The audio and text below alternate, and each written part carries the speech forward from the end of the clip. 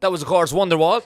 Wonderwall is one of the most popular songs in the world for people starting off playing guitar. It is probably the most requested song I get when I play gigs. 9 times out of 10, if people come up to me and they look like they're going to ask for a song, they'll come up and I can pretty much tell that they're going to ask for Wonderwall. So let's have a look at how we play it. Radio. So straight off the bat, you may notice this doodad up here. This is called a capo, or if you're over in America, a capo. I say capo. Anyway. And basically what this does is it changes the key of the guitar. Now, guitar is usually tuned E, A, D, G, B, E. But in this case, having the capo on the 2nd fret makes your low E string an F sharp. If that went over your head, just let it. Just for the purposes of this video, you will need a capo on the 2nd fret. I will do a demonstration of in case you don't have a capo, because an awful lot of beginner guitar players won't have capos.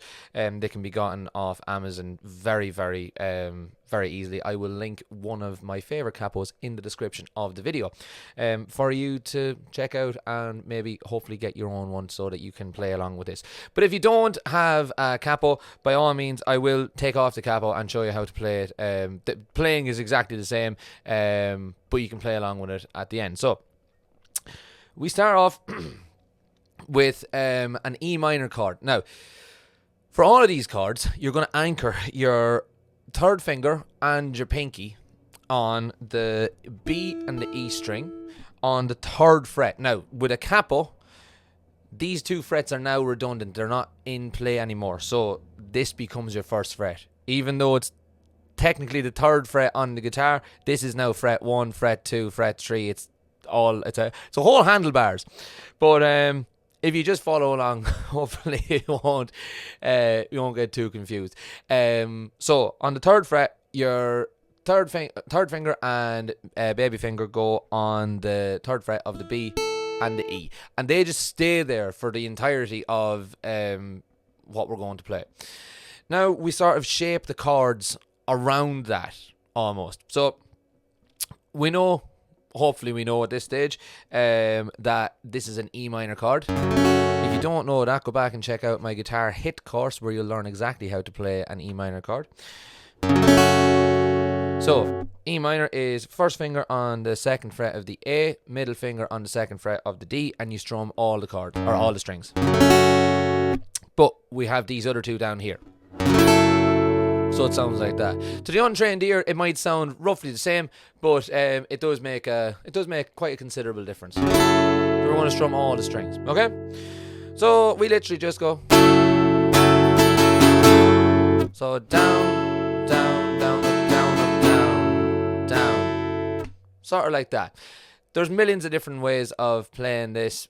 I don't know if I've ever played it the same way twice, but that's a good sort of strumming pattern to start off with. So that's our E minor shape. And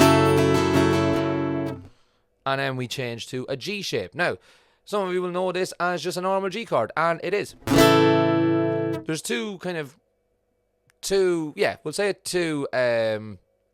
versions of playing a G chord. There's the 4-finger G, or there's the 3-finger G. Now, both of these chords have pretty much the exact same musical makeup. It's hard to kind of explain without getting too deep into theory, but just take my word for it that this is a normal G. So, just like that. So we start off with E minor, and we start halfway through the bar, we'll change to the G. Now we're going to go down to a D chord. Now, a normal D chord is like this. So if you think about your normal D chord, you just have these 2 here. You only need to use your 1st finger. So this middle finger can just sort of stay idle. Now for this one, you don't hit the low E string. So as you can see, I'm using my thumb to like mute it so that I can...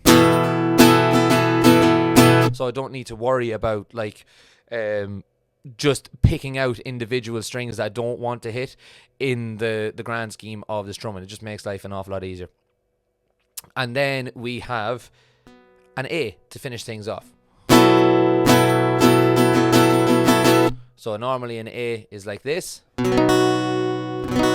in this case we've got the two little anchor notes, we'll call them. I just call these chords the Wonderwall chords because no matter what way you look at it, these are the chords. Like if I'm jamming with someone and I tell them, oh no, play a Wonderwall D, 9 times out of 10 they're gonna know what's that. Or 9 times out, or do a Wonderwall E. Do you know what I mean? They just know it's the easiest way of explaining them. So that's really all there is to Wonderwall. There's not an awful lot to it, to be perfectly honest. This, of course, is just the intro, and there is a couple of other parts, but you can sort of strum along to the vast majority of the song just by doing this. And yeah, so here it is, played full, and then I'll play it without the capo.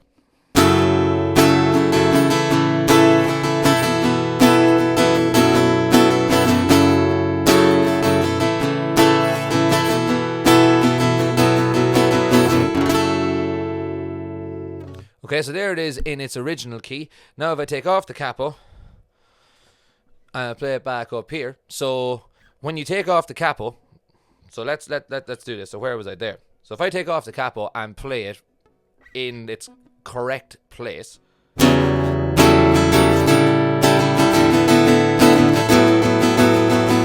you'll see it sounds weird.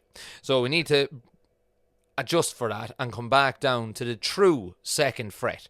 So like I said, with the capo up here, this now becomes fret number 2. This is fret number 1, this is fret number 2, and fret number 3. If we take the capo off, we go back down to the actual 2nd fret. It's simple as that. So this is what Wonderwall sounds like without the capo on. So as I said at the start, if you don't have a capo, this is the part of the video where you want to that you'll want to loop and play along to.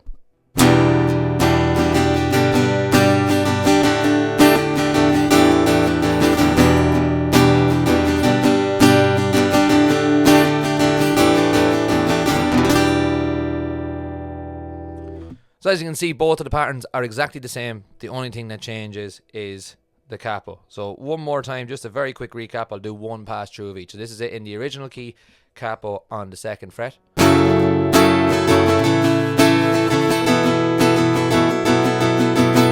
And then for those of you that don't have a capo,